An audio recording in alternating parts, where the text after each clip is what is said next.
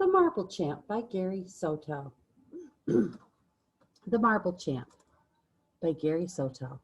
I, Lupe Medrano, a shy girl who spoke in whispers, was the school's spelling bee champion, winner of the reading contest at the public library 3 summers in a row, blue ribbon awardee in the science fair, the top student at her piano recital, and the playground grand champion in chess. She was a straight A student and, not counting kindergarten, when she had been stung by a wasp, never missed a day of elementary school. She had received a small trophy for this honor and had been congratulated by the mayor. But though Lupe had a razor-sharp mind, she could not make her body, no matter how much she tried, run as fast as the other girls. She begged her body to move faster, but could never beat anyone in the 50-yard dash. The truth was that Lupe was no good in sports. She could not catch a pop-up or figure out in which direction to kick the soccer ball. One time, she kicked the ball at her own goal and scored a point for the other team. She was no good at baseball or basketball either, and even had a hard time making a hula hoop stay on her hips. It wasn't until last year, when she was 11 years old, that she learned how to ride a bike. And even then, she had to use training wheels. She could walk in the swimming pool, but couldn't swim, and chanced roller skating only when her father held her hand. "I'll never be good at sports," she fumed one rainy day as she lay on her bed gazing at the shelf her father had made to hold her awards. "I wish I could win something, anything, even marbles." At the word marbles, she sat up. "That's it. Maybe I could be good at playing marbles." She hopped out of bed and rummaged through the closet until she found a can full of her brother's marbles. She poured the rich glass treasure on her bed and picked 5 of the most beautiful marbles. She smoothed her bedspread and practiced shooting softly at first so that her aim would be accurate. The marble rolled from her thumb and clicked against the targeted marble, but the target wouldn't budge. She tried again and again. Her aim became accurate, but the power from her thumb made the marble move only an inch or 2. Then she realized that the bedspread was slowing the marbles. She also had to admit that her thumb was weaker than the neck of a newborn chick. She looked out the window. The rain was letting up, but the ground was too muddy to play. She sat cross-legged on the bed, rolling her 5 marbles between her palms. Yes, she thought, I could play marbles, and marbles is a sport. At that moment, she realized that she had only 2 weeks to practice. The playground championship, the same one her brother had entered the previous year, was coming up. She had a lot to do. To strengthen her wrist, she decided to do 20 push-ups on her fingertips, 5 at a time. 1, 2, 3, she groaned. By the end of the first set, she was breathing hard and her muscles burned from exhaustion. She did 1 more set and decided that was enough push-ups for the first day. She squeezed a rubber eraser 100 times, hoping it would strengthen her thumb. This seemed to work because the next day her thumb was sore. She could hardly hold a marble in her hand, let alone send it flying with power. So Lupe rested that day and listened to her brother, who gave her tips on how to shoot. Get low, aim with 1 eye, and place 1 knuckle on the ground. Think eye and thumb, and let it rip, he said. After school the next day, she left her homework in her backpack and practiced 3 hours straight, taking time only to eat a candy bar for energy. With a popsicle stick, she drew an odd-shaped circle and tossed in 4 marbles. She used her shooter, a milky agate with hypnotic swirls, to blast them. Her thumb had become stronger. After practice, she squeezed the eraser for an hour. She ate dinner with her left hand to spare her shooting hand and said nothing to her parents about her dreams of athletic glory. Practice, practice, practice. Squeeze, squeeze, squeeze. Lupe got better and beat her brother and Alfonso, a neighborhood kid who was supposed to be champ. Man, she's bad, Alfonso said. She can beat the other girls for sure, I think. The weeks passed quickly. Lupe worked so hard that one day, while she was drying dishes, her mother asked why her thumb was swollen. It's muscle, Lupe explained. I've been practicing for marbles championship. You, honey?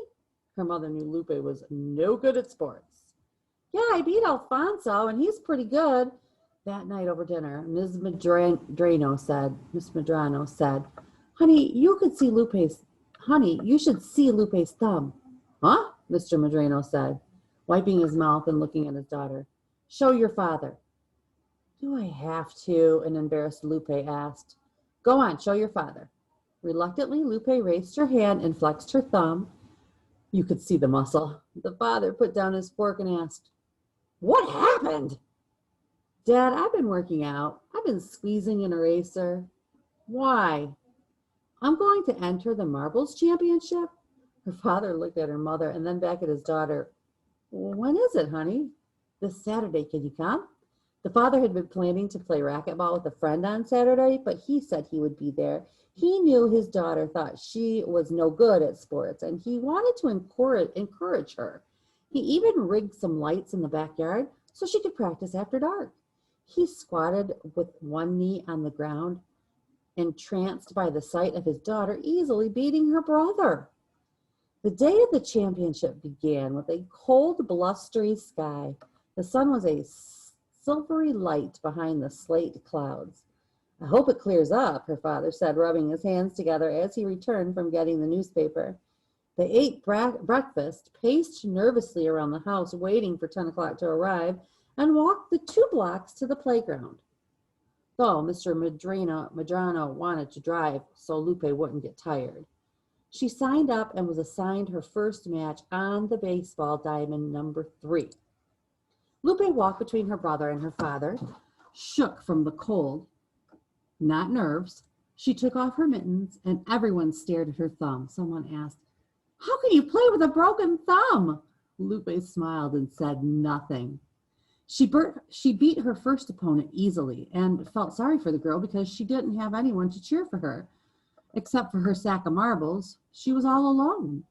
Lupe invited the girl, whose name was Rachel, to stay with them. She smiled and said, okay. The 4 of them walked to a card table in the middle of the outfield where Lupe was assigned another opponent. She also beat this girl, a 5th grader named Yolanda, and asked her to join their group. They proceeded to more matches and more wins.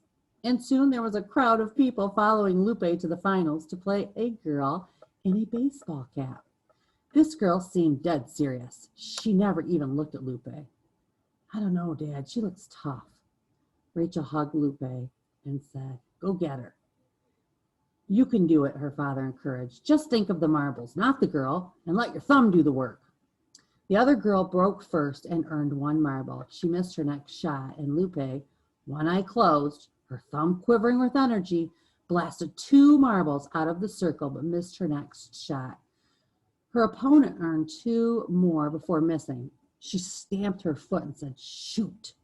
The next score was 3 or 2 in favor of Miss Baseball Cap.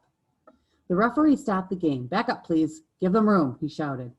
Onlookers had gathered too tightly around the players. Lupe then earned 3 marbles and was set to get her 4th when a gust of wind blew dust in her eyes and she missed badly. Her opponent quickly scored 2 marbles, tying the game, and moved ahead 6-5 on a lucky shot.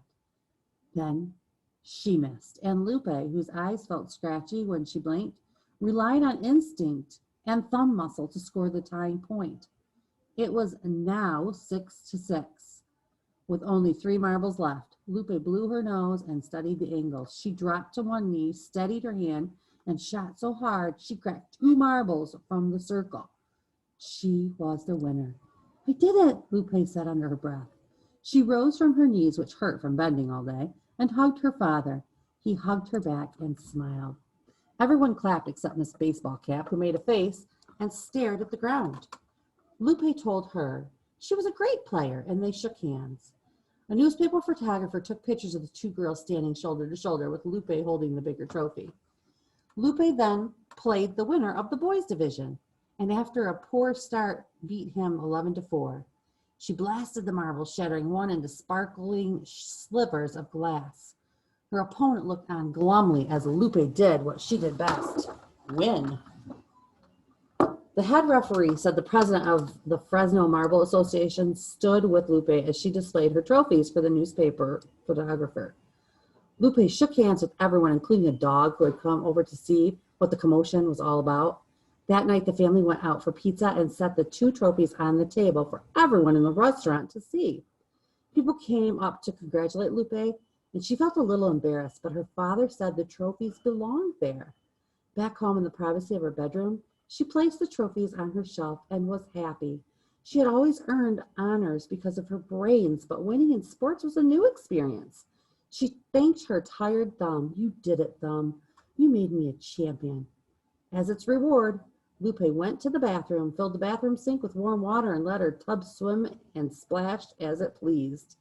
Then she climbed into bed and drifted into a hard-won sleep.